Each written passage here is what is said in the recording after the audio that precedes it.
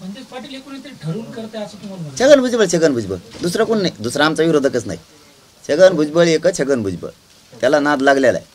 स्वतःची जात मोठी कर, मोठाल्या ओबीसीतल्या जातीचा उपयोग कर, आमदार त्याचेच कर. हां बोल ना, एस टी आरक्षणातून म्हणा बोल जरा. किती धनगरांचे तू आमदार केले सांग जरा, तू हे किती केले आत्ता बी तो शिफारशी करून. धनगराचा बद्दल बोल ना काहीतरी, एस टी आरक्षणात बोल, त्यांच्या आमदार किती करणारे त्याच्याबद्दल बोल, इथून मागं किती करून दाखिले ते सांग, खासदार किती करणारे ते सांग, इथून मागं तो काय केलं नेमकं, जिल्हा परिषदला इथून मागं तो राजकीय करिअरमध्ये तो किती धनगराचे निवडून आणले ते सांग. त्याच्यापेक्षा जास्त ते महादेव जानकर साहेबांनी निवडून आणले.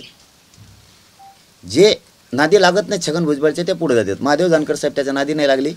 स्वतःचे 2-4 आमदार आहेत, 40-50 नगरसेवक आहेत, स्वतःची ताकद वापरल्यावर असं होतं.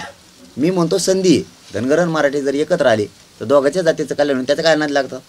10-5 तुमचे आमदार होतील, 10-5 आमचे होतील, 10-5 दुसऱ्या जाती धर्माचे मुस्लिम दलितांचे होतील, सगळ्यांचे थोडे थोडे मिळून 150 होतील.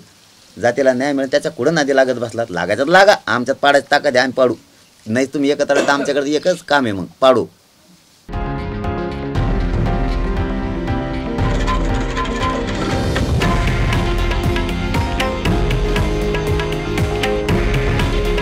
हे आहे देशातील नंबर 1 न्यूज नेटवर्क आणि आपण पाहत आहात TV9 मराठी.